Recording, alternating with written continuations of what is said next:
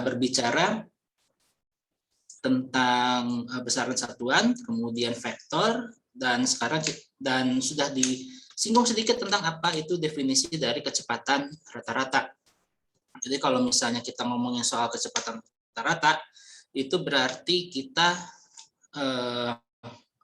tidak memperdulikan kecepatan yang terjadi sepanjang lintasan. Misalnya kalau diilustrasikan yang mudahnya itu, kalau misalnya tadi pagi ada ilustrasi, ada perjalanan dari Bandung ke Jakarta, maka yang disebut dengan kecepatan rata-rata itu adalah perbandingan antara perpindahan dari Bandung ke Jakarta dibagi waktu tempuhnya gitu ya, Jadi tidak mengikuti jalur yang ditempuh gitu. Jadi sepanjang jalan tol yang menuju Cikampek, terus dari Cikampek ke Jakarta itu tidak diperhitungkan jaraknya. Jadi yang diperhitungkan itu adalah posisi awal, posisi akhir, dan waktunya gitu ya. Jadi berangkat pukul berapa ya, kemudian posisi awalnya itu di mana, itu yang nanti akan mengurangi nilai posisi akhir dan waktu kapan kita tiba di posisi akhir tersebut. Itu yang disebut sebagai kecepatan rata-rata. Jadi tidak sama sekali memperhitungkan tidak memperhitungkan tiap kecepatan yang terjadi setiap waktunya, enggak. Jadi kita hanya melihat dari definisi ini adalah posisi akhir dikurangi posisi awal dibagi waktu akhir dikurangi waktu awal. Nah, sebelum melangkah lebih jauh, ada pertanyaan dulu?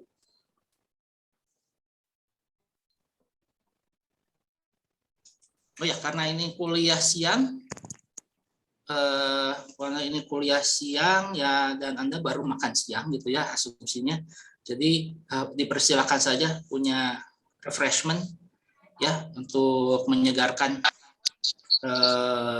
fisik ya, supaya tidak ngantuk, karena biasanya kalau setelah kuliah siang itu jam-jam kritis ya biasanya. Jadinya silakan saja punya refreshment, toh Anda juga kan tidak on camera di kuliah ini kan. Nah, berbeda mungkin kalau di kuliah yang lain Anda diminta untuk full kamera secara terus-menerus, sehingga mungkin agak sungkan kalau misalnya mau ke kamar kecil atau misalnya mau minum atau apa. Silahkan saja, asal jangan tidur ya. Jadi jangan ditinggal begitu saja ketika dosen menerangkan, itu kan tidak etis. Oke, ada pertanyaan dulu dari rekan-rekan di sini? Oh ya, ada pertanyaan, silakan. Tidak ada, Pak. Tidak ada. Kalau begitu saya mau nanya, kalau tadi pagi sama siang ini kalian masuk ke Edunix apakah lancar atau bagaimana? Kalau tadi pagi error, Pak. Error. Ya itu mungkin karena kuliah pagi jam 7 itu kimia dasar, matematika, dan fisika tuh ya mengakses ya dalam satu waktu yang bersamaan, jadinya ya begitulah gitu ya. Berarti Anda mengaksesnya dari SIX ya, dari SIX atau dari MS Teams? Oh ya, bagus. Nggak apa-apa, jadi kita maklumi saja lah. Karena ini ada sistem baru, biasanya kami dulu menggunakan Moodle atau langsung menggunakan MS Teams gitu ya, sehingga perkuliahannya itu nggak perlu harus masuk gerbang Edunex dulu baru dan lain sebagainya. Kita maklumi aja. Oh ya, kalau begitu kalau misalnya, sebelum saya ini saya share screen ya, bukan ini ya, karena gini, nah ini kan tampilan ini kita ya, tampilan, masih muter-muter. Ternyata di saya juga sama problemnya. Ini mau masuk Edunex parah.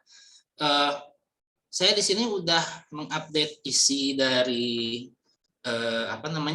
isi Edunex untuk kelas kita. di mana perkuliahan yang tadi pagi ini udah saya update di sini. Jadi tinggal diakses aja ya, yang ini ya. Ini nanti tinggal diakses saja kalau misalnya Anda pengen menonton ulang ya kuliah yang tadi pagi.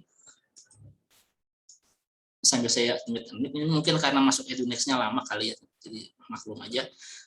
Kemudian nanti 1,5 jam lagi mungkin kita ada kuis pekan 1. Nah, linknya belum saya sampaikan. Nah, ini kalau misalnya EduNext-nya masih problem, mungkin nanti saya akan kasih link ke tempat kuisnya itu di MS Teams ya, di MS Teams atau lewat di sini. Dan pengerjaannya itu karena pukul 3 mungkin Anda ada kuliah lagi atau mau tidur siang atau gimana, udah ya. Jadi nanti setelah jam 3 jangan ngerjain lagi ya. Jadi cukup 25 menit untuk mengerjakan soal kuis ini. Materinya ya ini, apa namanya, vektor, besaran, dan lain sebagainya. Pak, boleh tanya tentang vektor? Ya, silakan.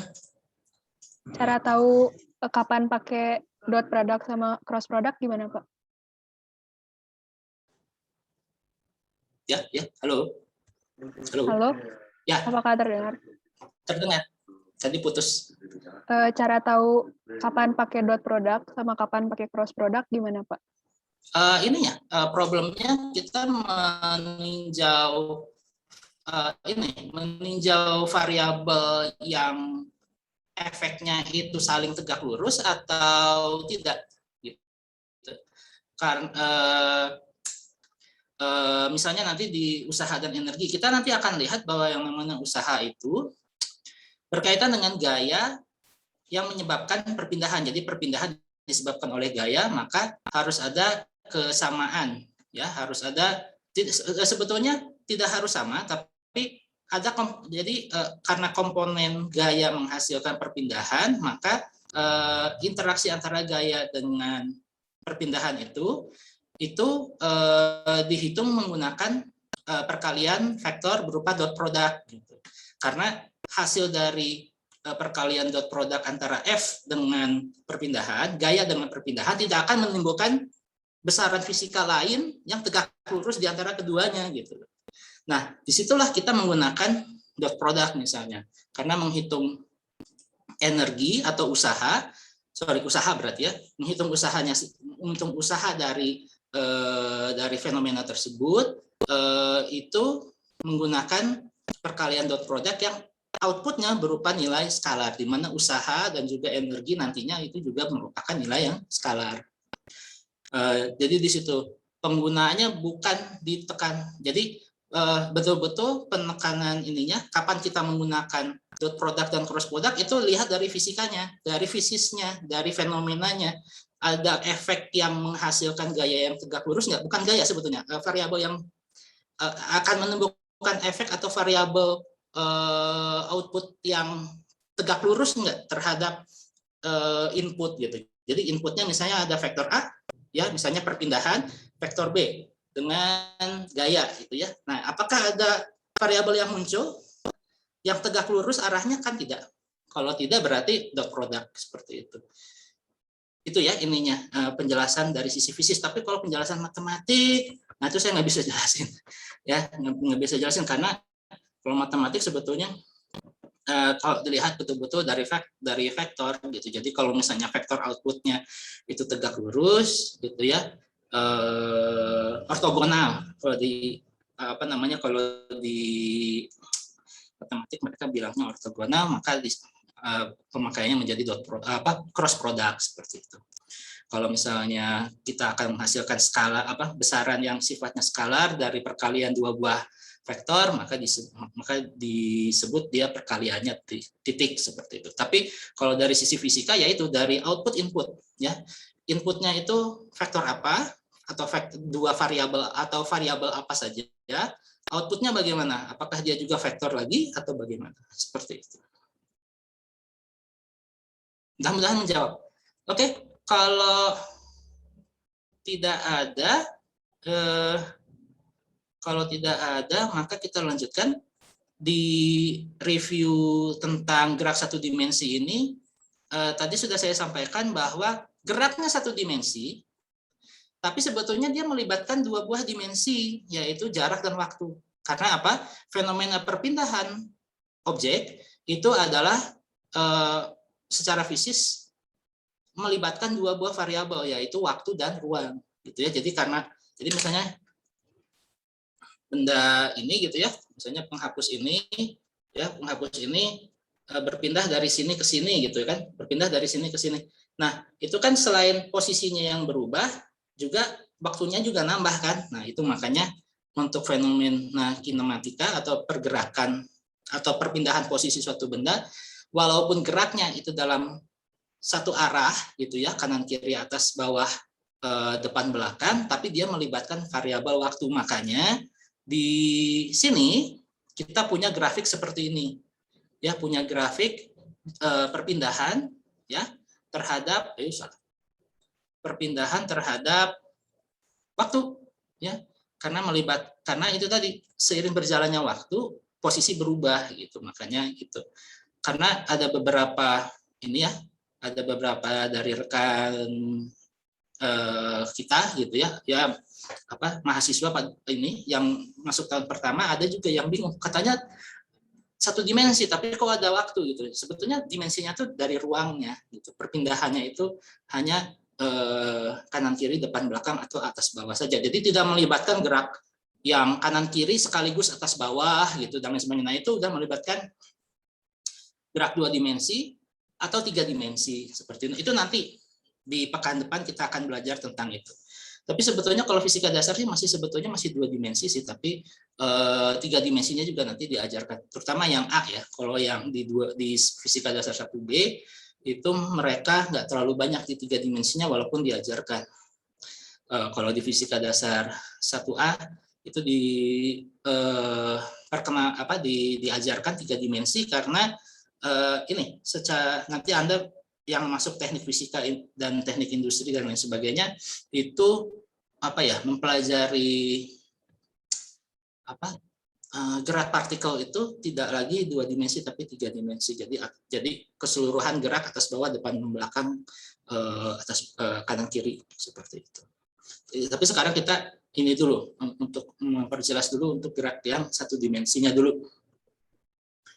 Nah, tadi adalah kecepatan rata-rata, kemudian ada lagi ini average speed. Average speed itu adalah laju rata-rata. Nah, kalau laju rata-rata itu adalah total distance dibagi total waktu.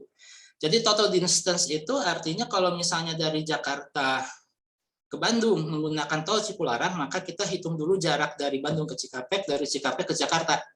Maka itulah total distance, total jarak yang ditempuh dibagi waktu. Gitu. Kalau yang sebelumnya hanya posisi ya. Kalau yang sebelumnya itu hanya posisi akhir dikurangi posisi awal dibagi waktu ya, dibagi perubahan waktu.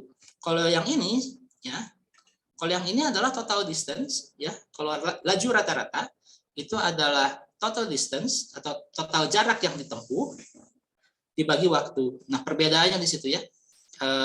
Di fisika di gerak 1 dimensi ini banyak terminologi yang harus diperhatikan. Nah, ini jadinya nah ini contoh kasusnya di sini, particle move, sebuah partikel bergerak dari posisi dari kanan ya sejauh 3 meter, ada referensi di 0, kemudian ke kiri 3 meter. Nah, karena kiri itu dianggap sumbu negatif maka disebut -3. Maka posisi awalnya itu di 3, posisi akhir di -3. Sehingga dan dia menempuh jarak perjalanannya itu ditempuh selama 2 second ya, dari 3 ke -3. Nah, kalau average velocity, kecepatan rata-rata ini adalah sama dengan -3 meter per detik, karena dari sini ya posisi akhirnya itu di -3 dikurangi 3 jadi -6 bagi 2 jadi -3. Sedangkan kalau total jarak yang ditempuh, ya total jarak yang ditempuh kan berarti hanya 6 meter kan, 6 meter. Jadi karena dari 3 ke -3 itu berarti jarak yang ditempuhnya 6 meter dibagi 2 second, makanya average speed-nya menjadi 3 meter per detik. Sedangkan kalau average velocity itu adalah -3 per meter persegi. Nah, di sini sebetulnya bisa kita lihat bahwa kalau average speed ya itu berupa besaran skalar ya, karena dia tidak memperhatikan arah. Yang dia perhatikan itu adalah total distance, berapa jarak yang ditempuh dibagi waktu. Sedangkan kalau average velocity itu ada orientasi jaraknya, ya ada orientasi jaraknya, sehingga velocity di sini jelas atau kecepatan di sini merupakan besaran vektor, sedangkan laju ya atau speed di sini disebut sebagai besaran skalar. Oke. Kalau tadi kecepatan rata-rata, maka sekarang kita akan membahas tentang kecepatan sesaat. Kecepatan sesaat itu adalah kecepatan yang dialami oleh sebuah objek, gitu ya, pada saat tertentu. Nah, artinya pada saat tertentu ini, nah misalnya kita ada di kilometer ya Jakarta Bandung, di kilometer misalnya di kilometer 95 misalnya. Nah, itu berapa kecepatannya? Nah, itu untuk mengetahui berapa kecepatan di waktu yang spesifik itu, maka kita melakukan yang namanya diferensiasi. Nah, disinilah makanya matematika digunakan untuk membahasakan ya, untuk membahasakan kecepatan rata-rata atau kecepatan sesaat di sini. Nah, kecepatan sesaat ini pada dasarnya berasal dari sini. Berasal dari sini ya, dari kecepatan rata-rata mana ya? Ya, dari kecepatan rata-rata sama dengan delta X per delta T. Ya. Nah, kalau misalnya delta T-nya ini kita persempit, ke suatu selang waktu yang lebih kecil, misalnya di sini, ya, maka kita bisa menghasilkan atau kita bisa mendapatkan kecepatan sesaat di selang waktu yang sempit tersebut. Nah, makanya delta X per delta T sekarang berubah menjadi dx dt, akhirnya menjadi turunan gitu ya, atau diferensiasi ya, diferensiasi. Nah, kalau variabelnya hanya tunggal seperti ini, maka d di sini ya, yang tadinya kan delta sekarang berubah jadi d ya. Jadi perubahan yang sangat kecil gitu ya, perubahan yang sangat kecil. Kemudian kalau di matematik mungkin nanti di pekan kedua atau ketiga di matematika dasar Anda akan belajar limit ya, limit menuju 0 atau limit menuju hingga. Nah, ini biasanya limit menuju 0. Jadi kalau ketika delta T-nya itu limitnya menuju 0 sehingga jarak antara T2 T1-nya itu sangat-sangat kecil gitu ya, menuju 0, maka nanti akan kita dapatkan persamaan ini, yaitu kecepatan sesaat adalah sama dengan turunan pertama dari fungsi posisi terhadap waktu ya, sehingga kalau misalnya kita lakukan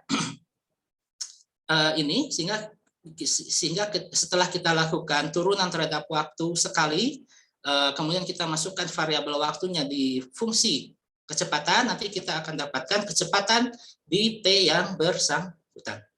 Seperti itu ya. Jadi kita sudah punya 3 terminologi, kecepatan rata-rata, laju rata-rata, dan kecepatan sesaat. Kecepatan sesaat itu berasal dari aproksimasi kecepatan rata-rata bila delta T-nya itu sangat kecil menunjukkan ke saat tertentu. Seperti itu. Nah, disinilah makanya kalau di kalkulus atau di matematika Anda nanti akan belajar bentuknya kayak gini. Kalau di kalkulus itu Anda nanti akan banyak menemui yang gini-gini. Misalnya Y sama dengan fx. Y merupakan fungsi X, di mana X ini adalah sama dengan bilangan real gitu ya. Jadi ini betul-betul bukan abstrak ya. Bukan, maksudnya itu tuh betul-betul kita mempelajari X dan Y itu sebagai sebuah angka gitu ya, angka. Jadi tidak punya properties, tidak punya artifices gitu ya. Dia betul-betul hanya berupa angka. Maka kalau misalnya kita punya ini Y aksen gitu ya, Y aksen ini artinya adalah sama dengan dy per dx gitu ya. Nanti akan banyak ditemui seperti ini. Nah, yang seringkali mahasiswa itu lupa ya, bahwa di fisika tuh mereka sebetulnya juga menemui yang mirip-mirip ini, tapi si x-nya berubah gitu ya. Kalau di matematika y dan x juga bilangan real gitu ya, bilangan real atau ya adalah bilangan real gitu, sedangkan fx berarti adalah fungsi dari bilangan real dari x gitu ya. Maka di fisika si kumpulan bilangan real ini nanti punya title, punya artifisis gitu ya, punya artifisis. Nah, jadi si y ini sekarang berubah misalnya jadi perpindahan gitu ya dari ini misalnya kenapa x, karena saya anggap ini kayak saya pakai grafik 2 dimensi ya, x y ya, artinya saya hanya mempelajari tentang bagaimana pengaruh perpindahan suatu objek di sumbu x. Kalau misalnya ke kanan positif, kalau ke kiri itu negatif. Nah, fungsi posisi ini adalah bergantung waktu gitu. Makanya nanti kecepatan itu adalah sama dengan turunan. Jadi fungsi kecepatan terhadap waktu itu adalah sama dengan turunan dari fungsi posisi terhadap waktu diturunkan sekali terhadap waktu. Nah, sebetulnya ini kalau ini ranah matematik, kita menganggap bahwa fx dan x-nya itu sendiri, y dan x sebagai sebuah bilangan dan fx itu sebagai operasi dari bilangan real tersebut. Tapi kalau di sini, kalau di fisika kita ini udah punya nyawa di sini ini adalah perpindahan atau fungsi perpindahan adalah perpindahan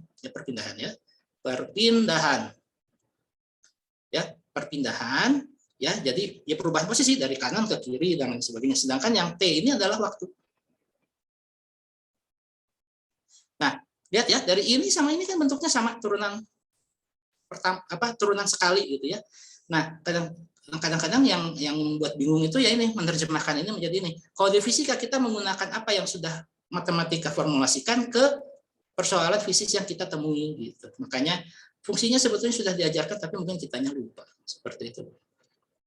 Karena nanti akan ada misalnya fungsi posisi yang ada kosinusnya, ada epsilonnya, ada logaritmiknya dan lain sebagainya. Nah, itu pengetahuan kita di SMA kelas 3 itu yang terkait dengan turunan dan integral nanti juga akan direview kembali seperti itu. Nah, kalau ini fisika, Kalau ini fisika, artinya variabel ruas kanan dan ruas kiri itu udah punya properties, sudah punya artifisis.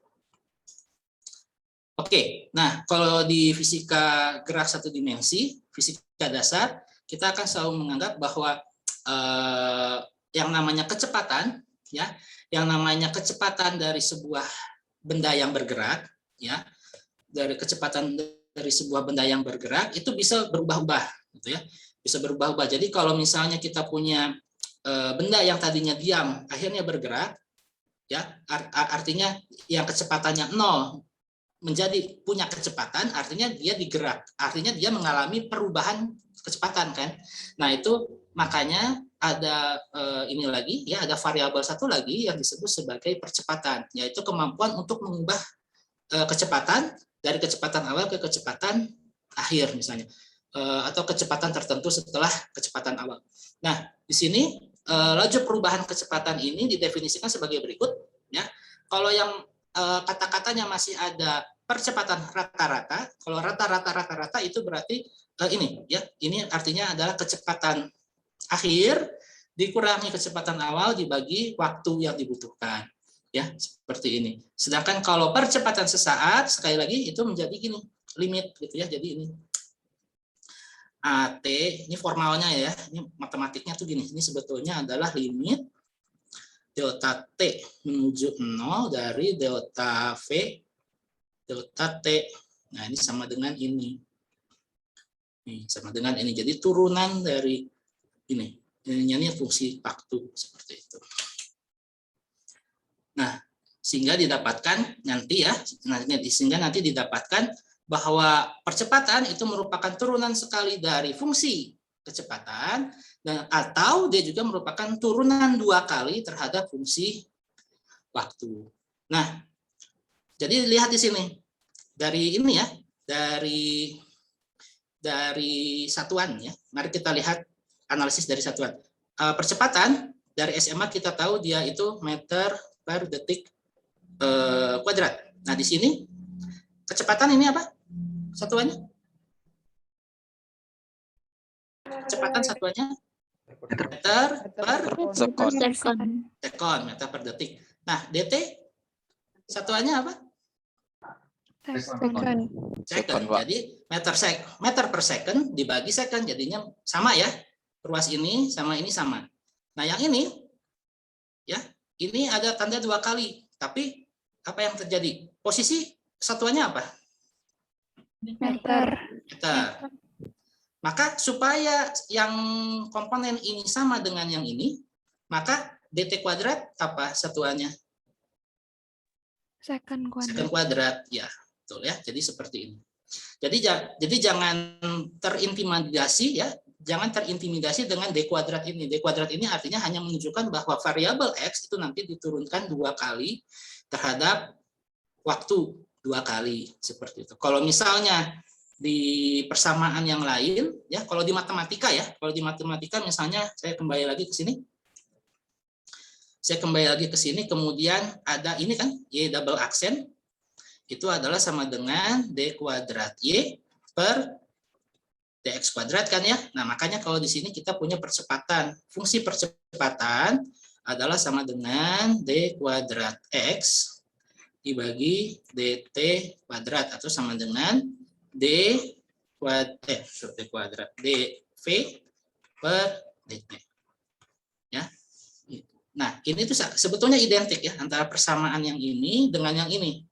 Yang jadi bedanya adalah yang matematik ini dia tidak punya properties, tidak punya variabel fisis, tidak punya arti fisis, sedangkan kalau yang ini dia punya arti fisis. Jadi ruas kanan punya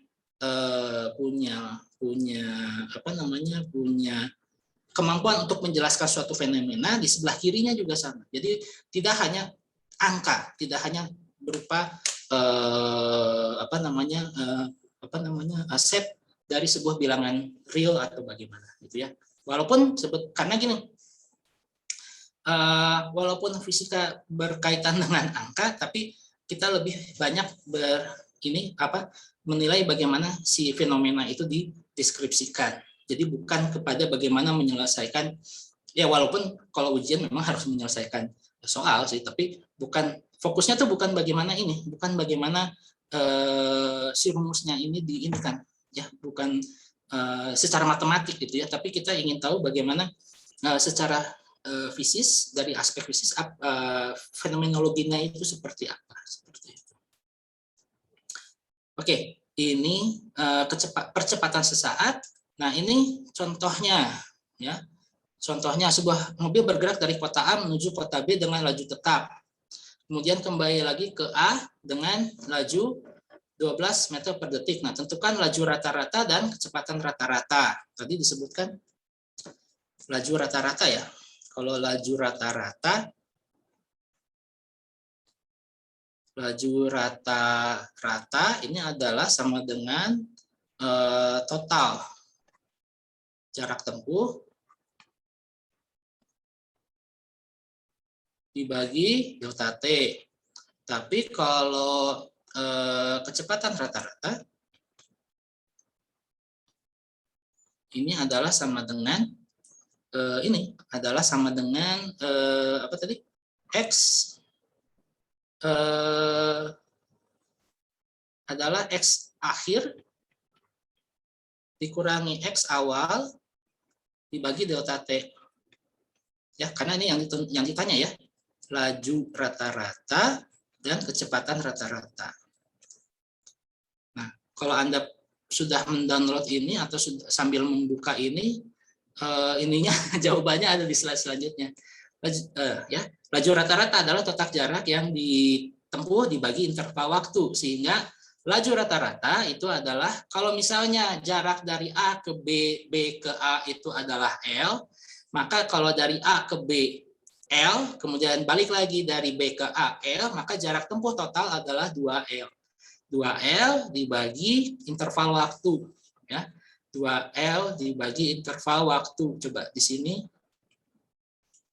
interval waktunya kita dapatkan ini, ya. Kita dapatkan interval waktunya itu dari sini, dari L per 6 gitu ya, dari L ya sebentar, dari ini nih. Jadi ini tuh adalah jarak tempuhnya ya. Ini adalah total jarak yang ditempuh,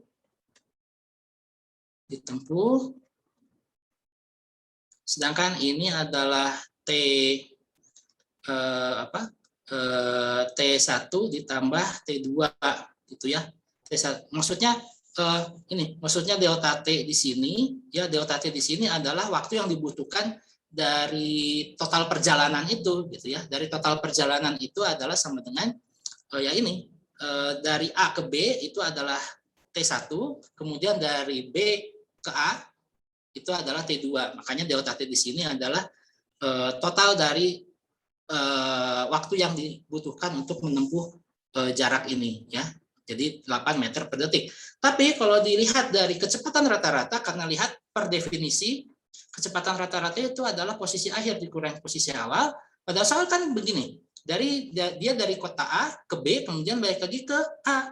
Jadi secara keseluruhan kecepatan rata-ratanya ini adalah 0 ya. Karena perpindahannya ya dari A ke B, B ke A gitu. Jadi akhirnya di A, awalnya di A. Jadi dianggap tidak berpindah gitu ya. Kecuali kalau misalnya skenario-nya tentukan kecepatan rata-rata dari A ke B. Nah, itu bisa kita dapatkan. Tapi kalau misalnya dari A ke B ke C ke D kemudian balik lagi ke A, berarti kecepatan rata-ratanya 0. Karena per definisi kecepatan rata-rata itu adalah posisi akhir dikurangi posisi awal dibagi interval waktu. Jadi seberapapun lama interval waktunya, kalau ternyata posisi awal dan akhirnya itu sama, maka kecepatan rata-ratanya adalah sama dengan 0 gitu ya. Seperti itu. Jadi kuncinya di sini antara total jarak yang ditempuh sama total perpindahan. Kalau perpindahan itu berarti posisi akhir dikurangi posisi awal. Kalau total perpindahan itu artinya posisi akhir dikurangi posisi awal, sedangkan total jarak yang ditempuh ya udah total jarak yang ditempuh selama perjalanan itu bagaimana. Nah, jadi kalau misalnya jika posisi X diketahui sebagai fungsi waktu, maka kita dapat menghitung kecepatan V dan percepatan A juga sebagai fungsi waktu. Karena itu tadi di fisika perpindahan posisi sekalipun dia itu satu dimensi, tapi perpindahan posisi melibatkan waktu karena seiring waktu berubah posisinya berubah gitu sehingga dia menjadi fungsi waktu. Nah makanya kalau misalnya kita punya fungsi X seperti ini ya, maka turunannya ya, maka turunan dari fungsi ini adalah seperti ini ya, turunannya seperti ini. Kemudian A-nya itu seperti ini. Nah, sehingga secara umum yang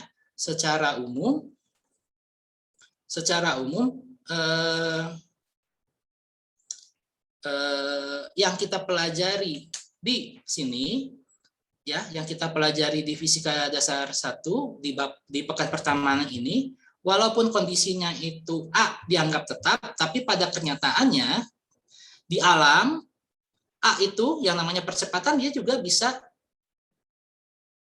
tidak konstan gitu. Kalau di ini ya, kalau misalnya kita mereview coba ya. Nah, kalau di sini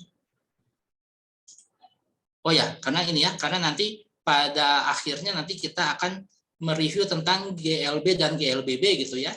GLB dan GLBB itu asumsinya ya bahwa percepatannya itu tetap ya. Yang selalu diasumsikan itu yang paling mudah itu A-nya konstan. A-nya itu konstan. Tapi tidak selalu begitu di alam. Ya. Nah, apakah ada variabel lain dari turunan percepatan? Tidak ada sayangnya. Fisika tidak menjelaskan tentang apa itu variabel yang dihasilkan dari turunan percepatan terhadap waktu, tidak ada. Tapi fisika menjelaskan bahwa yang namanya percepatan itu juga bisa berupa fungsi waktu. Contohnya di grafik yang di kanan ini. Kalau misalnya saya punya grafik perpindahan posisi seperti ini, ya, grafiknya seperti ini terhadap waktu, maka kalau misalnya fungsi ini diturunkan terhadap waktu, kita akan dapatkan kurva ini untuk kecepatannya. Ya, jadi ini hasil dari turunan X terhadap waktu sekali. Nah, kalau diturunkan lagi terhadap waktu, kita dapat kurva yang ini. Ya, kita dapat kurva yang ini. Ini menjelaskan bahwa sebetulnya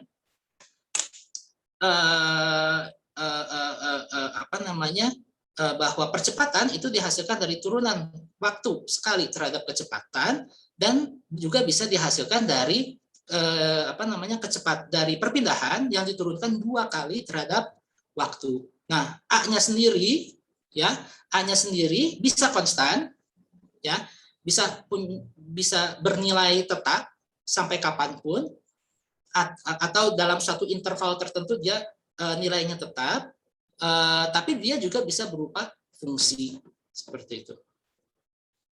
Nah, sehingga kalau misalnya Anda nanti mempelajari kinetika reaksi gitu ya di teknik kimia, jangan salah bahwa yang namanya kecepatan dari itu partikel itu, kalau kita amati satu-satu ya, ketika dia bereaksi itu beragam gitu, ada yang fungsinya linear, ada yang kuadratik, ada yang pangkat 3 dan lain sebagainya. Nah, artinya kalau dia itu fungsinya linear, berarti dia nggak punya percepatan, lajunya konstan. Tapi kalau misalnya kecepatannya itu misalnya pangkat 2, artinya dia punya percepatan yang merupakan fungsi juga. Kemudian kalau misalnya macam-macam gitu ya, macam-macam. Jadi kalau misalnya kita meninjau reaksi dari molekul-molekul yang terjadi pada saat terjadinya reaksi, nah itu variasi kecepatannya macam-macam.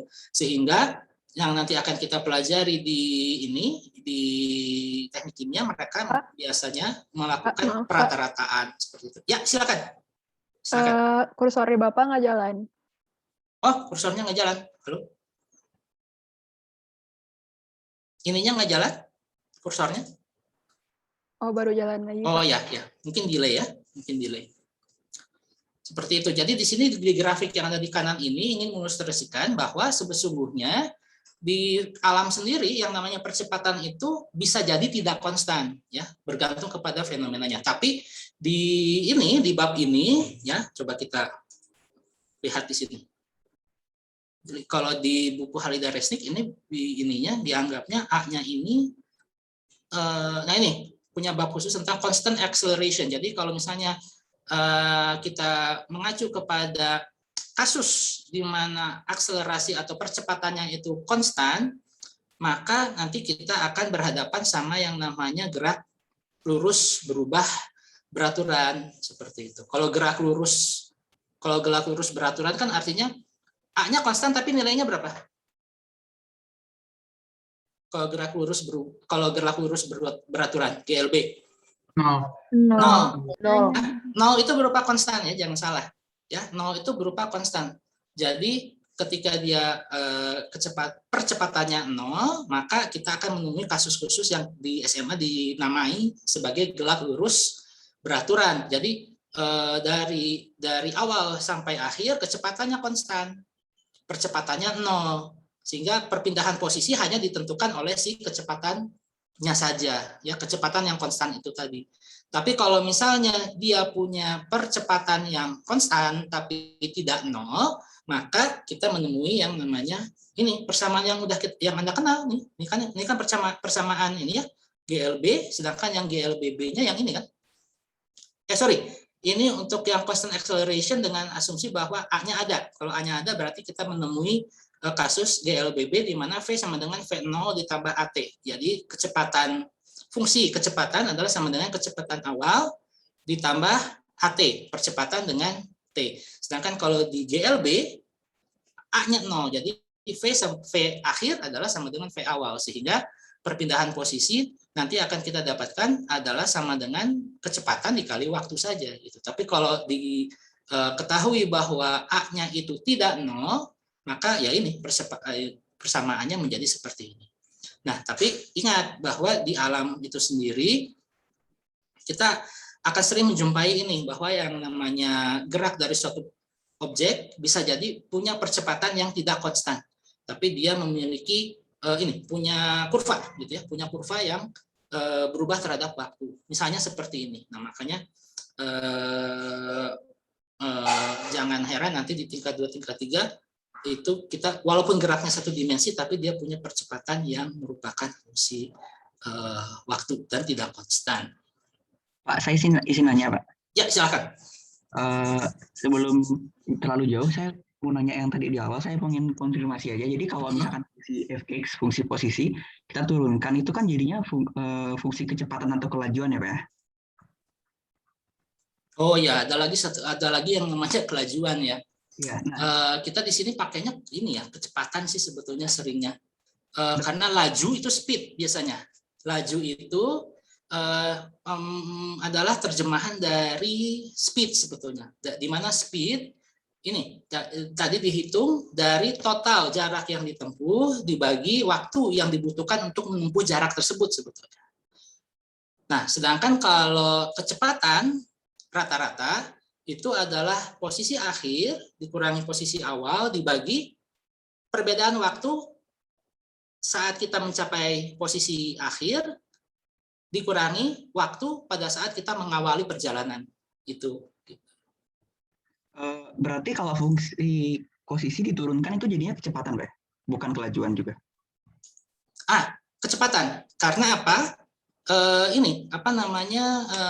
Secara garis besar, karena ini kan yang namanya kelajuan, dia kan skalar. Ya, dia tidak memperhitungkan dia gerak ke kanan, ke kiri, ke atas, ke bawah. Yang penting total perjalanan dibagi waktu.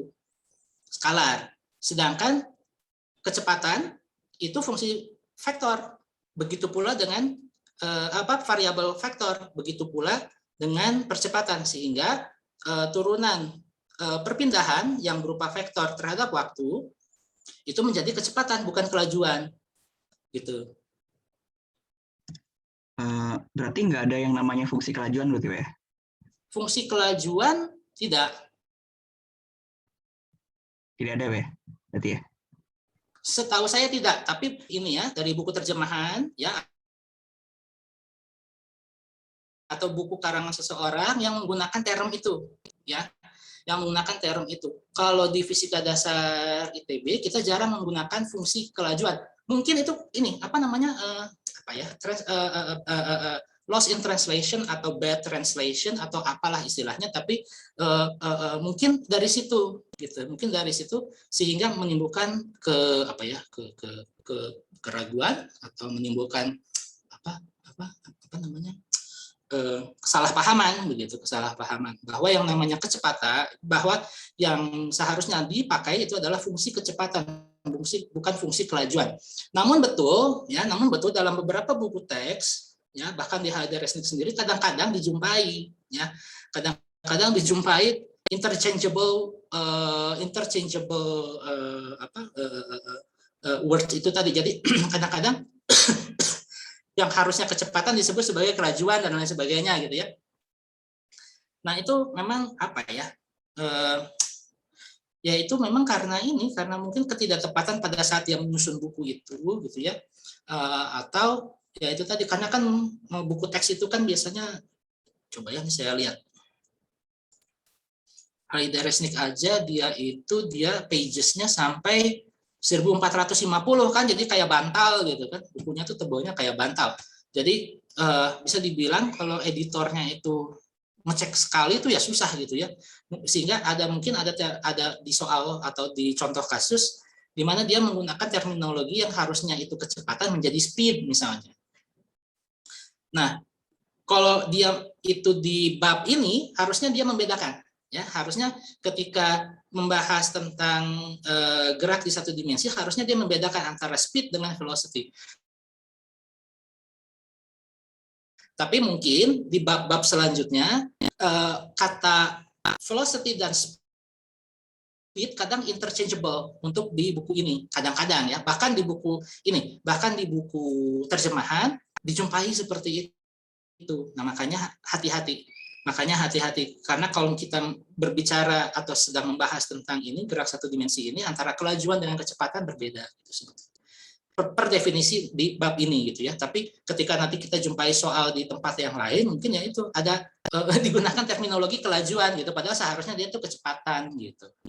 Mungkin seperti itu. Atau kadang-kadang ini kalau di engineering ya, di ranah teknik kimia, teknik industri dan teknik fisika, kadang-kadang ya itu tadi, misalnya ada suatu reaksi melibatkan sejumlah partikel, dan jumlah partikel ini misalnya jutaan gitu ya, yang misalnya molekul atau apa yang sedang direaksikan untuk menghasilkan substansi yang baru misalnya. Nah, itu kalau dihitung secara satu-satu kan rumit kecepatannya, sehingga diambillah rata-rata gitu. Diambillah rata-rataan dari kecepatan-kecepatan yang ada yang dialami oleh molekul-molekul itu, sehingga munculnya berupa nilai skalar gitu. Walaupun sebetulnya ya itu tadi apa, sebetulnya setiap partikel yang sedang bereaksi itu punya kecepatannya masing-masing, tapi karena kita tidak ingin ribet dengan dengan kuantitas kecepatan yang sangat banyak itu, akhirnya dibuat rata-rata sehingga menghasilkan satu nilai kelajuan atau nilai speed dari kelajuan reaksi atau apapun lah namanya itu. Nah, itu kadang-kadang juga sering terjadi. Nah, makanya kalau khusus tentang bab ini, maka definisi tentang percepatan dan kelajuan itu kecepatan dengan kelajuan ini agak dibedakan. Tapi nanti di bab-bab selanjutnya mungkin agak interchangeable gitu ya penggunaan kata itu. Mudah-mudahan menjawab ya. Terakhirnya Pak, berarti kalau fungsi posisi itu, tapi kalau diminta kelajuan tetap bisa dicari kan Pak ya? Bisa. Berarti Anda harus tahu dulu berapa perpindahan total, ya. Bukan perpindahan total, jarak yang ditempuh secara total dibagi waktu. Bisa aja. Makasih, bisa aja. Tapi Anda harus cari berapa total jarak yang ditempuh oleh objek itu, baru dibagi waktunya gitu. Oke, ada pertanyaan lagi? Nah, ini GLB ini yang ini sebetulnya kalau di slide ini slide yang paling akhir ini. Karena dia contoh kasus khusus di mana A itu dia berupa konstan ya, berupa konstan. Nah, ini sebentar. Nah, ini kalau misalnya delta V sama dengan AT ini, delta V ini kan V akhir dikurangi V awal, jadi V sama dengan V0 ditambah AT gitu kan. Ya, ini kan ini aja. Nah, ini kan apa namanya modifikasi saja bahwa X min X0 ya, posisi akhir atau posisi di waktu tertentu dikurangi posisi awal itu kan delta X adalah sama dengan V0T ditambah.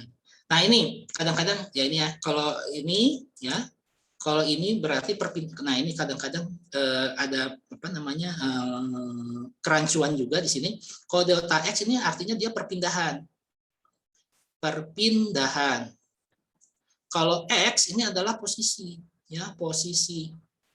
Di mana di sini adalah posisi X0 adalah posisi awal.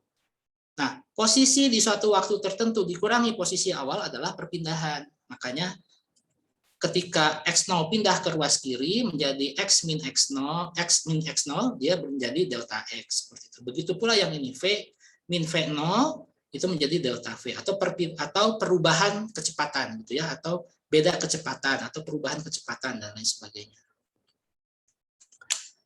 Nah, ini jadi fungsi-fungsi matematis yang ada di sini itu dia sekarang punya artifisis, punya properties atau punya pangkat dalam tanda kutip atau punya title gitu, punya identitas lah gitu kalau bahasa sosialnya. Dia punya identitas seperti Anda itu tadi kan lahir tanggal sekian, alamat di mana ini. Nah, ini juga sama. Variabel X V0 T itu variabel yang Anda tadinya pelajari sebagai misalnya Y sama dengan AX kuadrat tambah BX tambah C di matematik sekarang berubah. Y-nya menjadi X, ya. Y-nya menjadi X sebagai X posisi, ya, bukan lagi X sebagai variabel. Kemudian X variabel di sini berubah menjadi waktu, ya, menjadi waktu yang ini dengan A-nya ini, ya, dengan A-nya ini adalah setengah A, kemudian BX menjadi V0T dan C yaitu X0 dan lain sebagainya. Nah, itulah bedanya antara matematika dengan fisika. Dimana sekarang fungsi yang ini, ya, fungsi ini yang Anda kenal di matematik sekarang sudah punya identitas khusus, punya artifisis. Nah, kalau tadi dikatakan bahwa V itu adalah turunan posisi terhadap waktu, maka dalam bahasa kalkulus juga, nah ini mohon maaf, di kalkulus Anda saya tahu belum belajar integral, karena integral itu biasanya nanti akan baru dipelajari secara mendalam di matematika dasar setelah Anda UTS 1. Tapi di sini kita langsung pakai aja lah, ya. Kita di sini langsung pakai saja bahwa yang namanya proses kebalikan, mencari posisi dari fungsi kecepatan juga bisa dilakukan menggunakan inverse dari turunan, yaitu integral. Nah, di mana kalau di sini berarti untuk mencari ya dx diintegralkan nanti menjadi dx akhir dx ketika diintegralkan dia menjadi x akhir dikurangi x awal gitu ya adalah sama dengan integral dari fungsi kecepatan dikalikan dengan selang waktu yang kecil dt ya untuk selang T1 T2. Nah, sehingga secara grafik nanti akan kita dapatkan bahwa luas kurva di bawah grafik itu akan menunjukkan total dari perpindahan. Nah, ingat ya, ini yang dihasilkan dari integral V dt itu adalah perpindahan, bukan posisi eksak dari benda tersebut. Kalau ingin kita dapatkan posisi untuk suatu waktu tertentu, maka si posisi awal ini harus ke ruas kanan kan, baru kita nanti dapatkan berapa ininya perpindahan. Kita dapatkan berapa ininya posisi akhirnya itu gimana seperti itu. Tapi kalau misalnya kalau hanya ingin tahu berapa perpindahannya, ya kita hitung saja luas di bawah kurvanya ini bagaimana. Nah, saya katakan di sini luas di bawah kurva karena sebetulnya yang namanya operasi integral ya nanti sayangnya Anda belum belajar itu ya dari mana integral itu berasal. Itu tuh berasal dari penjumlahan dari elemen-elemen yang ada di bawah kurva ini kemudian sama Riemann itu nanti Anda akan belajar integral Riemann atau itu pada dasarnya luas di bawah kurva itu ya luas di bawah kurva itu adalah menunjukkan hasil dari integral seperti itu. Nah, sehingga kalau kita pakai kalkulus SMA gitu ya, coba ya persamaannya seperti misalnya ini kita dapatkan ini. Nah, di kalkulus SMA misalnya kita dapatkan ini ya integral dari T pangkat N itu adalah seperti ini. Maka kalau misalnya kita punya kasus A itu adalah turunan dari kecepatan waktu dan A ini konstan, maka fungsi kecepatan bisa kita dapatkan dari ini, dari integrasi percepatan terhadap waktu, sehingga kita dapatkan hasilnya adalah V0 ditambah AT. Sebetulnya ini sebetulnya penulisannya kurang tepat ya. Sebetulnya nih kalau ini diintegralkan ya harusnya kita dapatnya gini, yang sebelumnya. Jadi harusnya gimana ya? Harusnya tuh ini tuh maksudnya gini, ini tuh harusnya maksudnya itu harusnya maksudnya itu seperti ini. Bisa diganti nggak ya? Nggak bisa. Ini udah beda versi. Maksudnya tuh seperti ini. Tadi kan disampaikan bahwa sebetulnya integral itu kan si integral dari dari kecepatan terhadap waktu itu menunjukkan perpindahan. Nah, ini juga sama. Sebetulnya integral dari kalau A percepatan itu adalah konstan, maka integral dari A terhadap elemen waktu ini sebetulnya adalah V2 atau VT gitu ya. VT dikurangi V0 gitu. Sebetulnya ini. Ya, jadi sehingga nanti kita dapatkan fungsi kecepatan itu adalah sama dengan V0 ditambah integrasi dari A dt. Maksudnya seperti itu. Ya, maksudnya seperti itu. Nah, kalau begini, sehingga kalau misalnya tadi delta V itu adalah sama dengan T1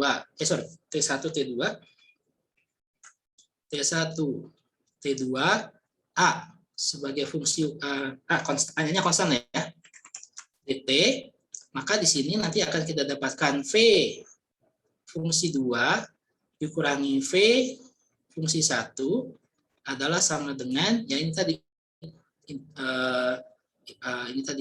A, ya, T, ini ya, AT. Oh, sebetulnya ini gini, AT untuk ini T1, T2 gitu kan.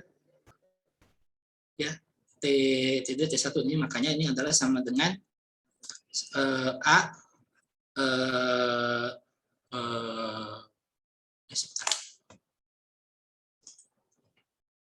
oh, kalau di sini berarti dia stop di sini, nggak diselesaikan, sorry, nggak diselesaikan. Jadi dia diinikannya di sini, nggak diselesaikan, jadi cukup sampai di sini gitu, cukup sampai di sini. Karena kalau selanjutnya ini pasti nanti saya salah ininya penjelasannya. Bentar. Ini saya hapus. Ya, sini saya hapus. Nah, ini harusnya tadi baru sampai sini aja. Sampai sini aja. Kalau dilanjutkan nanti penjelasannya salah. T1, T2, A, T. Seperti itu. Nah, kalau misalnya seperti itu, maka untuk kasus itu tadi yang GLB itu, makanya wajar kalau misalnya A adalah sama dengan konstan, maka kita akan dapatkan bahwa VT itu adalah sama dengan V0 ditambah integrasi dari A dt gitu ya. Nah, ini kalau ini integralnya tak tentu, makanya dia menjadi VT sama dengan V0 ditambah AT, dengan V0-nya ini adalah si konstanta yang biasa kita temui di integral tak tentu itu. Nah, kemudian untuk X gitu ya, untuk X ya, untuk waktu tertentu ini adalah sama dengan X0 ditambah integrasi dari integrasi dari V dt. Nanti akan kita dapatkan xt, dia itu adalah sama dengan x0, ada yang masuk, mungkin terputus ya, x0 ditambah v0t ditambah setengah at kuadrat. Karena apa? Fungsinya kan, fungsinya ini kan fungsi t, t-nya ini yang diintegralkan ya, bukan a-nya. Karena A-nya ini adalah yang konstan, seperti itu. Makanya dia nanti seperti ini. Ya, karena integrasi dari AT itu kan menjadi setengah AT kuadrat ya, kalau integralnya itu integral tak tentu seperti ini, makanya nanti kita dapatkan fungsi perpindahan, fungsi posisinya seperti ini, fungsi kecepatannya seperti ini, untuk A yang konstan. Makanya di persamaan-persamaan yang kita dapatkan di GLBB, yang inti-intinya tuh yang ini sebetulnya ya. Yang inti-intinya itu adalah yang ini. Karena ada beberapa juga yang ini kan, ada persamaan-persamaan dasar GLBB yang sering digunakan, yang saya juga kadang-kadang nggak terlalu hafal gitu ya. Tapi yang dasarnya tuh yang ini, yang berkaitan dengan perpindahan, yang berkaitan dengan kecepatan, yang berkaitan dengan V kuadrat sama dengan V0 ditambah 2A kalikan perpindahan, dan yang lainnya gitu ya, dan yang lainnya. Nah, sedangkan yang formula yang saya kurang hafal itu yang ini sebetulnya. Dan sebenarnya tidak perlu dihafal ya. Sebetulnya tidak perlu dihafal. Cuman ini ada trik gitu ya yang sering digunakan di di bimbingan belajar terutama, tapi kadang menafikan arti fisisnya. Kalau di fisika kita lebih menekankan di pemahaman tentang ininya, tentang tentang bagaimana perilaku dari si variabel fisis yang kita tinjau tersebut. Jadi bukan kepada bagaimana rumus cepat atau penghitungan dari gerak tersebut secara matematis, karena kita lebih mementingkan aspek si fisisnya sebetulnya, si fenomenologinya. Sedangkan kalau untuk ini, kalau untuk menyelesaikan problem, memang kadang-kadang kita butuh ini, kadang-kadang ya, kadang-kadang. Tapi seringkali dengan 3 persamaan yang utama nih ya, jadi persamaan yang kecepatan, persamaan perpindahan posisi dengan yang kecepatan kuadrat sama dengan V0 kuadrat ditambah 2AX, itu udah lebih dari cukup sebetulnya untuk menyelesaikan soal-soal yang berkaitan dengan kinematika 1 dimensi. Sedangkan persamaan yang lain seperti persamaan yang ini dan yang ini ya ini apa namanya tambahan gitu ya, tambahan. Jadi tidak harus juga kita menghafal sampai segitunya, karena toh nanti di tingkat 2 ke tingkat 3 dan lain sebagainya yang lebih kepake itu sebetulnya yang 3 persamaan ini kalau menganalisis tentang gerak dari suatu objek tertentu. Penjelasan yang lebih formal tentang integral saya kira bisa dilihat di buku acuan gitu ya. Bagaimana menggunakan integral tak tentu seperti ini menghasilkan apa gitu ya. Seperti ini. Penggunaan integral tertentu seperti ini akan menghasilkan konstanta-konstanta seperti ini yang sebetulnya secara fisis itu berkaitan dengan kecepatan awal atau perpindahan atau posisi awal dan lain sebagainya. Tapi kadang-kadang kita lupa. Nah, di Halliday-Resnick saya kira ini ada tambahan ya untuk apa ini namanya untuk menganalisis gerak. Ini ada gerak vertikal ya. Kalau tadi kita berbicara masih X gitu ya. Lihat, kalau X artinya adalah perpindahan di sepanjang sumbu X, artinya perpindahannya kanan kiri ya, kanan kiri. Nah, sedangkan kalau nanti berbicara tentang gerak di arah vertikal, maka kita tinggal merubah variabelnya ya, merubah variabel yang ada ini dari X menjadi Y. Ya. Jadi kalau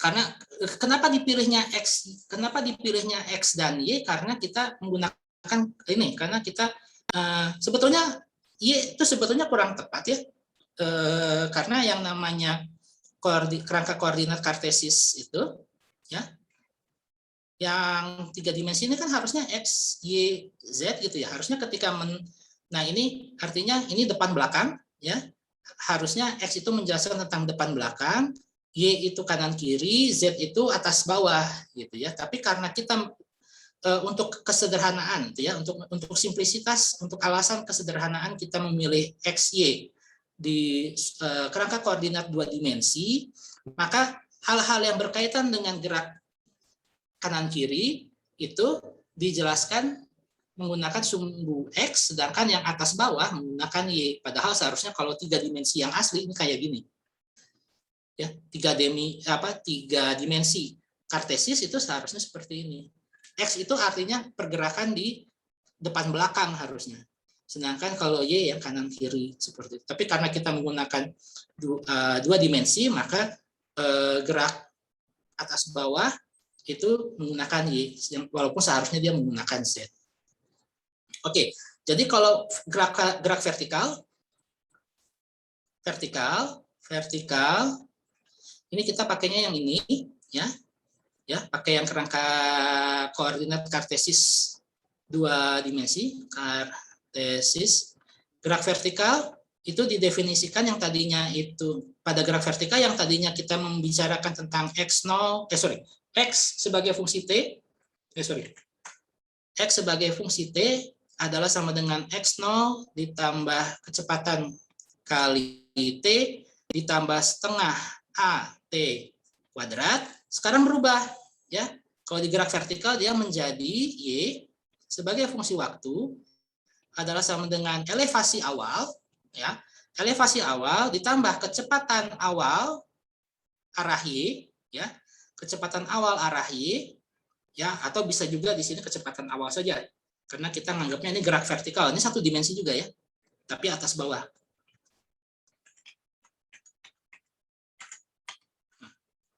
Ini 1 dimensi juga, ya, dan ditambah setengah AT kuadrat. Sebetulnya sama saja. Namun ada namunnya. Ketika berbicara tentang gerak vertikal secara fisika, percepatannya menjadi khusus. Kira-kira menurut Anda kenapa?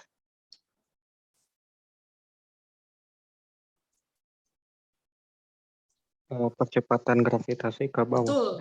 Betul. Karena secara fisis, selama kita masih ada di bumi, kita lemparkan benda ke atas, maka kita jatuhkan benda ke bawah atau kita lemparkan benda ke atas secara vertikal, dia akan dipengaruhi oleh percepatan yang dihasilkan oleh bumi.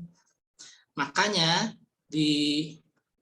persamaan yang sama ini dimodifikasi, karena ini ya, di fisika itu harus merepresentasikan fenomena yang semirik mungkin yang terjadi di alam, sehingga jika gravitasi pengaruh, nah gravitasi, sehingga Y0 ditambah V0 T ininya jadi positif apa negatif? Tanda ini Tergantung arahnya, Pak. tergantung arahnya. Kalau misalnya kerangka koordinatnya seperti ini, kartesis 2 dimensi, maka jadi negatif. Setengah G T kuadrat. Jadi persamaan ini betul ketika A dianggap sebuah konstanta biasa. Persamaan ini betul ketika A-nya itu adalah sama dengan minus G, dengan minus menunjukkan arah ke bawah gitu. Jadi kalau misalnya kita ini ya, misalnya benda ini kita kasih kecepatan ke atas sedikit gitu ya, kecepatan sedikit, kemudian dia turun, maka si percepatannya itu akan membuat dia ke bawah. Walaupun persamaan dasarnya itu yang atas, bahwa A itu bisa positif, bisa negatif. Ketika A-nya itu sudah menjadi spesifik, artinya dia itu punya arti fisis tertentu, misalnya percepatan gravitasi yang menarik ke bawah, maka berubahlah dia menjadi setengah GT kuadrat. Jadi bukan semata-mata karena menghafal ini ya, bukan menghafal, karena bisa saja ya kita kasih kick gitu ya, misalnya ini kita kasih kick sedemikian pada saat dia bergerak ini, misalnya saya lempar ke atas kemudian saya kasih sentilan ke atas gitu, berarti bisa juga si faktor percepatan itu juga ada bisa mengangkat ke atas sebetulnya. Kalau misalnya kita beri kick tambahan, walaupun dia sebetulnya nanti akhirnya dipengaruhi oleh gravitasi itu tadi, makanya si A itu sebetulnya bisa positif atau negatif berdasarkan itu tadi yang arahnya itu tadi, si arah percepatannya itu membuat dia naik ke atas atau ke bawah. Nah, kalau misalnya hanya dipengaruhi oleh gravitasi saja, maka A ini berubah menjadi konstanta percepatan gravitasi, di mana G secara spesifik, nilai G-nya itu adalah sama dengan 9,8 meter per detik kuadrat, atau kadang-kadang kita, kalau engineer, itu sering membulatkan menjadi 10 meter detik kuadrat. Sebetulnya kalau saya mengajar fakultas ilmu kebumian, sebetulnya di pembahasan tentang bumi itu sebenarnya 9,7 sekian ya, sekian ini ada angkanya panjang sekali. Nah, itu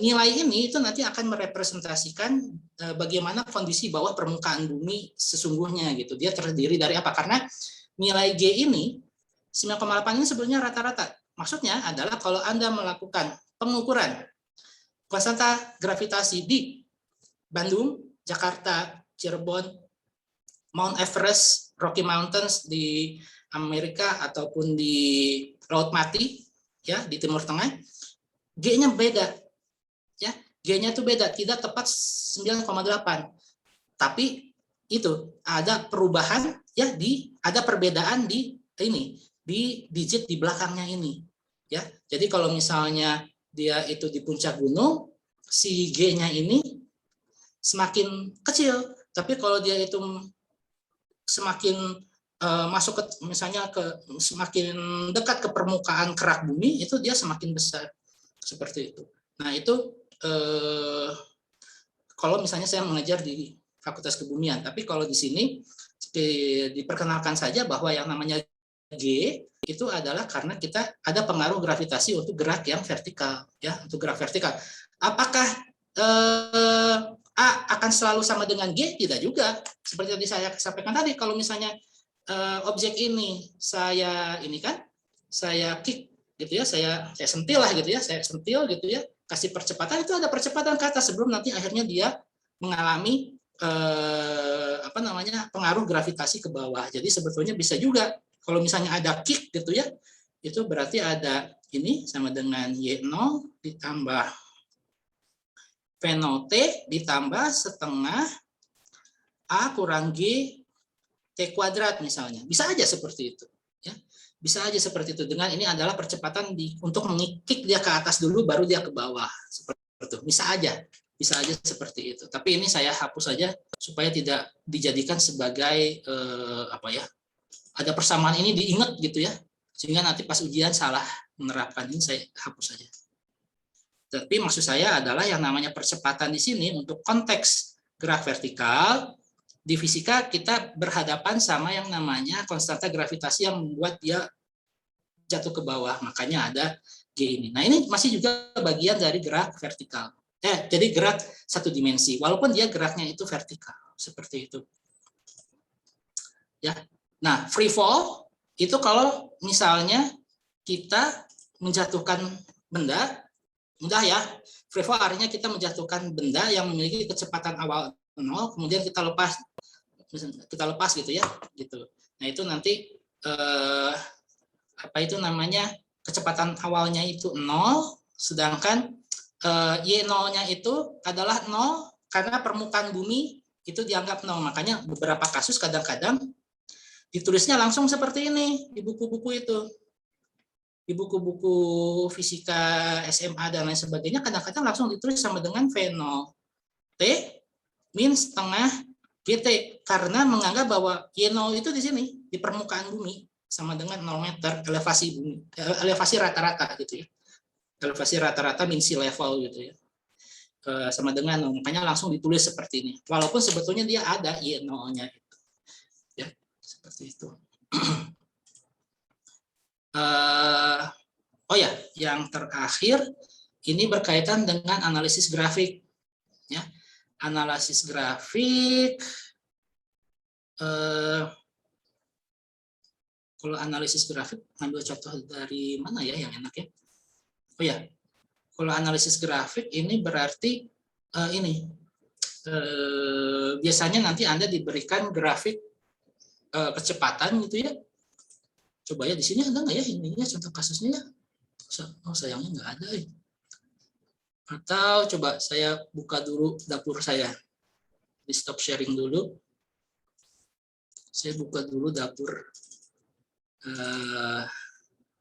materi saya. Ada nggak ya? Nah inilah. Ya. Nah ini saya hidupkan lagi.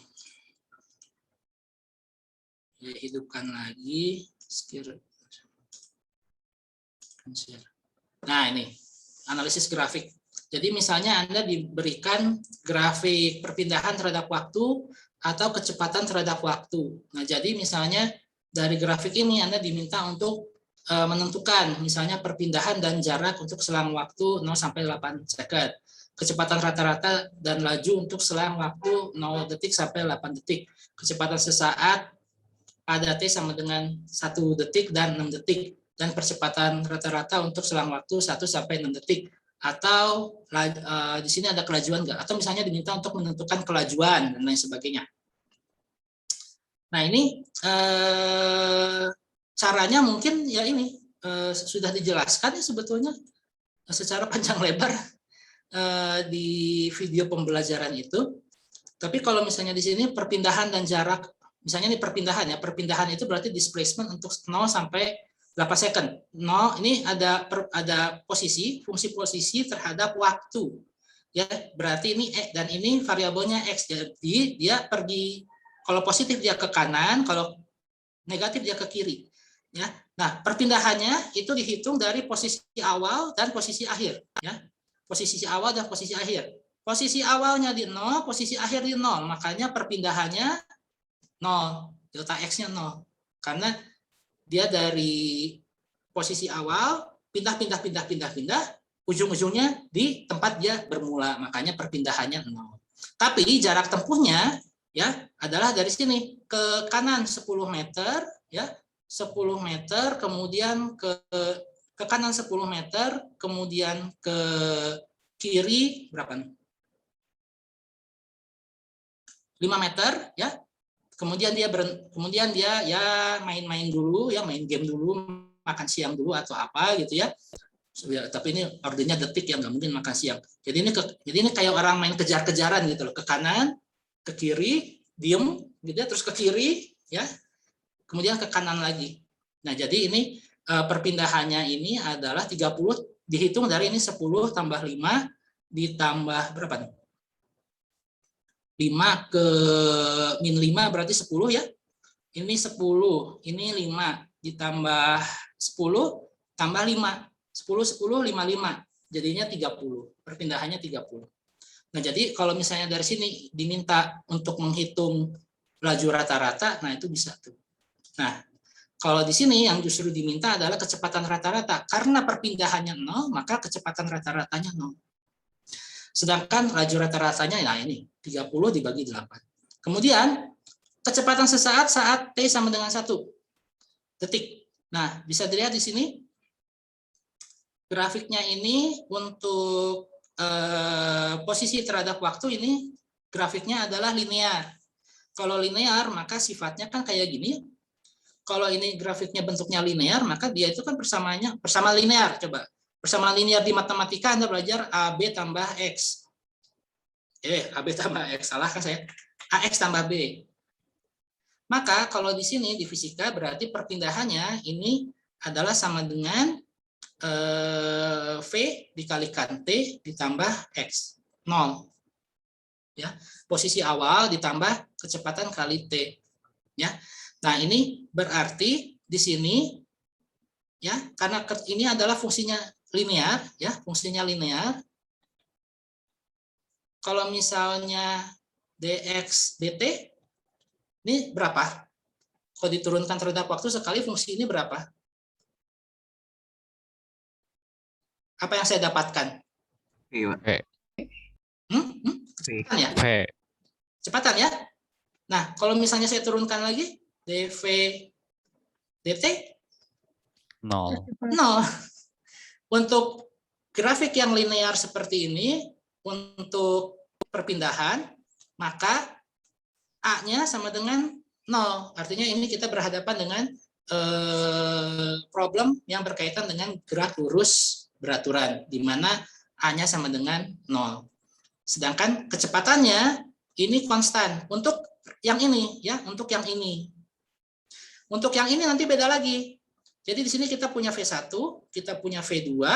Nah, di sini karena dia berhenti, ya, karena dia berhenti dan posisinya tuh selama 1 detik itu dia tetap di posisi 5, maka di sini V3 ini sama dengan 0 karena dia bergerak. Nah, kemudian ini dia bergerak dari sini ke sini. Ya, ada V4, dan ini ada V5. Nah, kira-kira menurut Anda V1 positif negatif? Kecepatannya positif. Pak. Kalau V2 Negatif. kalau V4 negatif. Kalau V5 positif. Ya. Nah, ini kalau misalnya diberikan ini, kalau diberikan grafik perpindahan terhadap waktu. Di contoh kasus yang lain nanti Anda akan diberikan kecepatan terhadap waktu, ya, kecepatan terhadap waktu, dan fungsinya kadang-kadang tidak linear gitu ya, kadang-kadang ada fungsinya yang aneh-aneh gitu ya, nanti Anda diminta untuk itu, sehingga ini. Nah, makanya di sini nanti apa ini tadi kecepatan sesaat pada saat T1 sama dengan 6 berarti kecepatan sesaat T sama dengan 1 detik. Nah, 1 detik kan di sini berarti kecepatannya ini kan konstan. Berarti nanti bisa dicari nih berapa gradiennya gitu ya. Berapa kemiringannya gitu. Nah, kemudian pada saat 6 detik, nah ini berarti kan di sini kecepatannya ini menuruti dari grafik yang ini ya, V4. Ya, ini berarti nanti ini kita dapatkan pada saat T1 ini adalah V1, yang ini pada saat T sama dengan V2 ini adalah V4. Nah, penyelesaiannya di sini. Ya, ini adalah 5 meter per detik. 5 meter per detik itu dari 10 dibagi 2, ya. Ya, 10 dibagi 2, lihat ini kan ada xt, x0 karena dia x0-nya itu dari 0. kemudian T-nya itu 2 detik. Kemudian di sini untuk yang saat V di detik ke-6 itu diambil gradiennya itu dari sini, dari pada saat dia 5 detik dia posisinya ada di 5, kemudian di saat dia detik ke-7 ya, jadi 2 detik setelahnya dia di posisi min 5 ya, makanya gradiennya ini adalah min 10 dibagi 2, makanya dia menjadi min 5.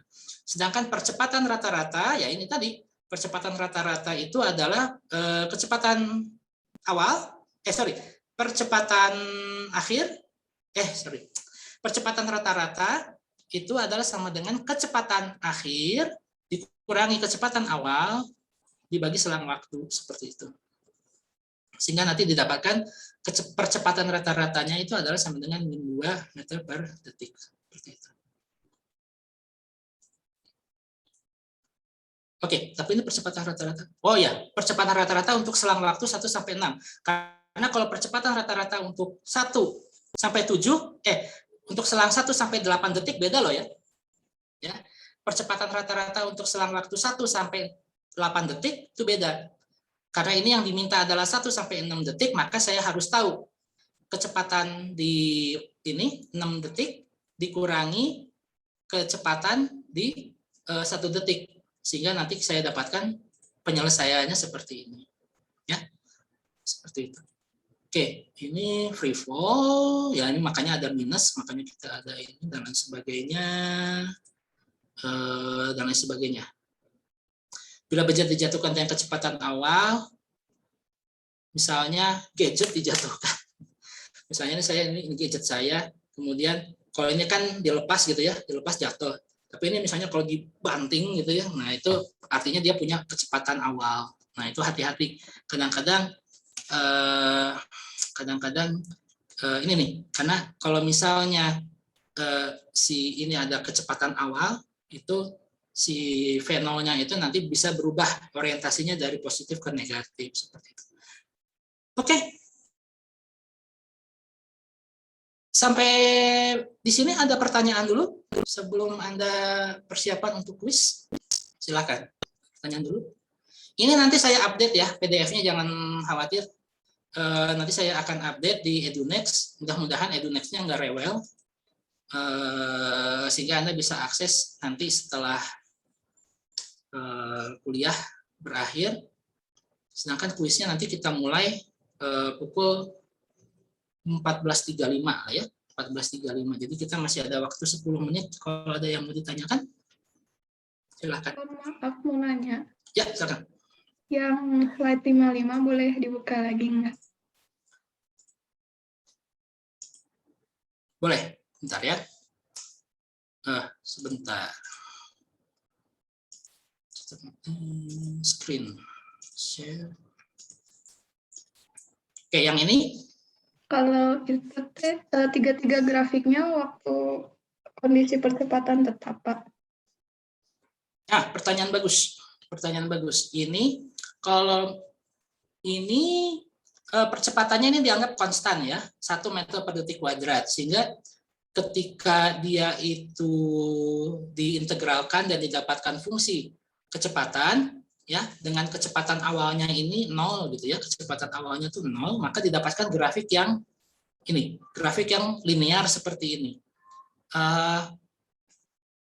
Kemudian setelah itu kita dapatkan juga ini,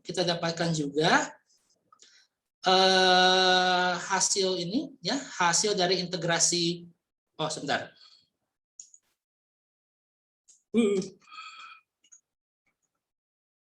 55 ya. Kok hilang? Oh, animasinya malah. Ya. Nah, ini ya. Kalau misalnya persamaan garis lurus ini kita integralkan, maka kita dapatkan persamaan kuadratik yang bentuknya kayak gini. Nah, di sini mungkin ada ini ya, ada informasi implisit yang menyatakan bahwa posisi awal itu dia dari 0 dan kecepatan awalnya juga 0. Tapi percepatannya dia itu adalah 1 meter per detik kuadrat. Sehingga didapatkan grafik seperti ini untuk kecepatan, dan perpindahan posisi adalah seperti ini. Ini adalah persamaan parabola. Ya, persamaan parabolik yang minimumnya itu di 0, karena di sini secara implisit dinyatakan bahwa x0 tersirat gitu ya, tersirat dari grafik bahwa posisi awal dari objek yang kita lihat itu dia dari 0, sedangkan kecepatannya itu juga dari 0, artinya dia bergerak, artinya dia tidak dari keadaan tidak bergerak menjadi bergerak dengan percepatan yang tetap, seperti itu. Oh, kalau percepatan tetap itu sama kayak percepatan konstan. Iya. Berarti Percepatan tetap dengan percepatan konstan itu sama. Konstan kalau secara fisika ya mungkin ini beda ya, kalau di matematik mungkin arti konstan dengan tetap itu mungkin berbeda, tapi kadang-kadang kita di fisika menggunakan terminologi tetap dan konstan itu interchangeable gitu ya, suka digunakan untuk ya ini berganti-ganti gitu ya. Seperti tadi misalnya apa ya? Kecepatan dan kelajuan kadang-kadang dalam beberapa persoalan kita menggunakan itu interchangeable gitu. Nah, sehingga pertanyaan Anda tentang apakah ini artinya percepatan yang konstan itu artinya percepatan yang tetap, ya. Dari mana tetapnya? Lihat di grafik dari 0 sampai 20 detik nilainya berapa percepatannya? 1 kan? Iya. Iya. Kalau percepatannya berubah-ubah, apa yang akan terjadi? Grafiknya nggak akan menjadi grafik linear seperti ini. Dia ya kayak gini nanti, kayak apa namanya ya? Berarti dia kadang ke atas, kadang ke bawah, kadang ke atas, ke bawah gitu. Nanti si grafik posisinya juga nanti nggak parabola seperti ini, tapi mungkin bentuknya kayak gimana gitu. Saya tuh bingung yang grafik V terhadap T. Itu kan kalau percepatan konstan tuh GLB ya. Tapi kenapa itu? Oh, bukan. Mungkin perlu diklarifikasi. Salah. Percepatan konstan itu sebetulnya GLBB. Ya, percepatan konstan atau percepatan tetap itu artinya GLBB. Tapi dia menjadi GLB pada saat apa? A-nya itu nilainya berapa? 0. 0. Padahal 0 juga tuh sebuah konstanta gitu loh. Kan tetap juga, tapi 0 gitu loh. Makanya menjadi kasus khusus. Artinya GLB gitu. Jadi kalau GLB produknya nanti kayak gini. Kalau GLB nanti produknya itu kayak contoh soal yang sebelumnya, contoh soal yang baru saja tadi kita bahas itu. Yang ini, mana ya? Yang ini. Nih. Ini contoh kasus GLB nih. Kecepatannya konstan untuk selang waktu 0 sampai 2 detik dia konstan. Tidak ada percepatan. Grafiknya seperti ini. Ini kan grafik perpindahan terhadap waktu yang lurus-lurus aja nih. Nah, ini berarti ada kalau di analisis lebih lanjut ini berarti kecepatannya konstan.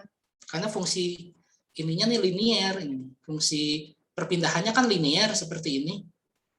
Nah, makanya dia ketika diturunkan 2 kali terhadap waktu didapatkan percepatannya ini pasti 0.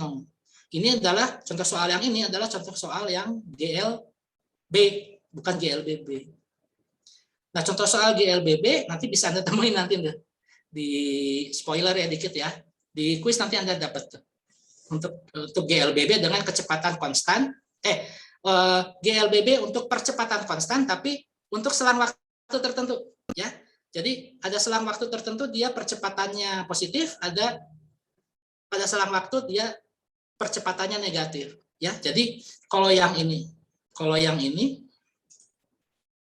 mana tadi contoh yang ini percepatannya selalu 1 dari 0 sampai 20 detik. Tapi bisa juga saya buat untuk selang 0 sampai 5 misalnya 1. Untuk 5 sampai 10 saya buat min 1 atau min setengah meter per detik kuadrat. Kemudian untuk selang 0 sampai 15 detik saya buat dia 0, artinya dia menjadi GLB. Kemudian di selang 15 sampai 20 detik dia menjadi 2 meter per detik. Nah, itu bisa aja. Untuk ujian biasanya seperti itu. Jadi diberikan. Kalau gitu kerjanya gimana, Pak? Ya bergantung konteks soalnya. Kalau nanti di Moodle tutorial ada tuh. Di Moodle tutorial nanti ada contoh kasusnya. Itu nanti bagaimana redaksi dari soal. Kalau di sini ya saya nggak bisa ngasih contoh. Kalau di sini saya nggak bisa ngasih contoh secara spontan. Tapi biasanya tipe-tipe soalnya tuh ya kayak gini. Apa yang akan ditanyakan. Jadi misalnya grafiknya diberikan seperti ini. Ya kemudian nanti Anda analisis per segmen. Ya, Anda analisis per segmen.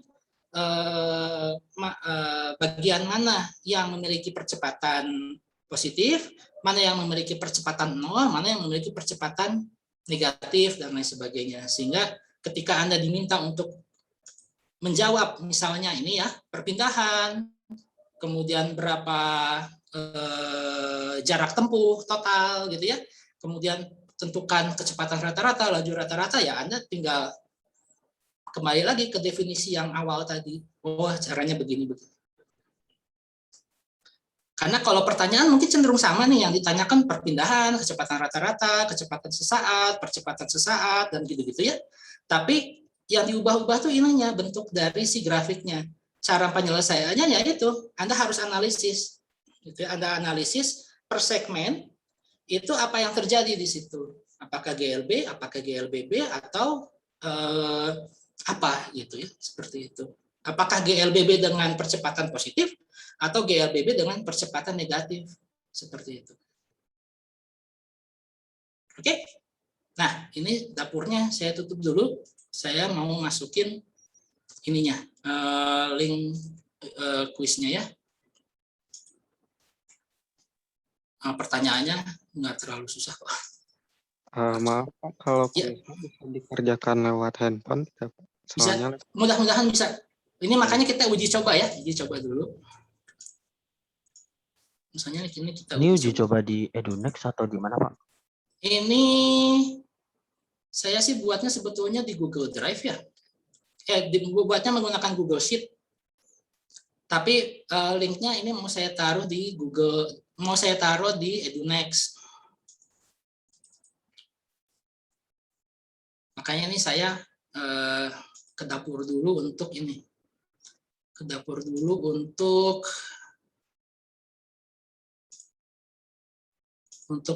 copy paste ininya. Mana sih? Script editor. Settings kali ya. Settings cancel. Header. Oh, send. Ini salah. Send. Nah, linknya di sini. Shorten URL. Nah, ini copy. Oke ya. Ini saya jangan di refresh dulu ya. Ini saya masukin dulu nih. Edit.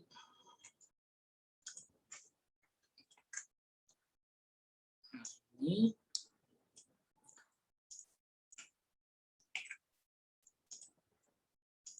Add. Nah, silakan di refresh. Ya, di ini ya. Sebentar. Di EduNext, Pak. Di EduNext, ya, di EduNext. Ini saya share screen dulu. Nah, ininya tuh posisinya di sini.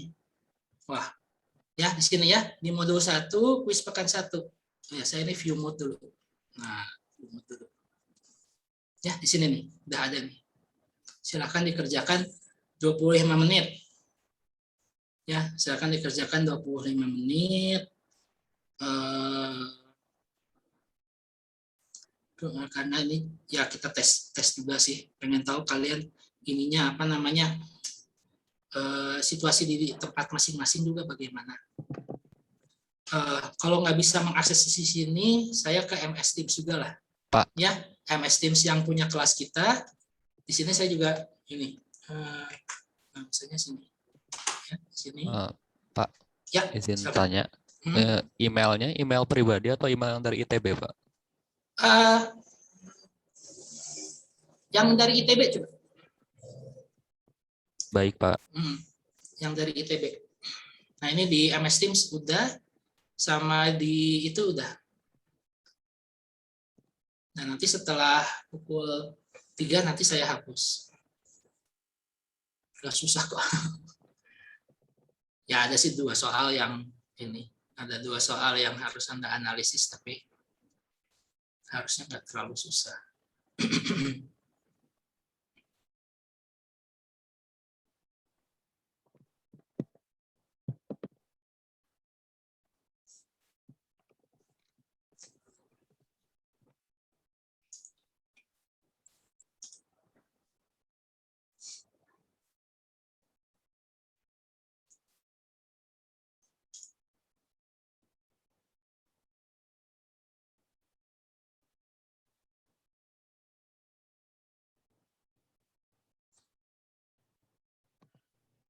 Ya, kalau gitu ini saya stop share. Kemudian ini saya matikan ininya ya, recordingnya.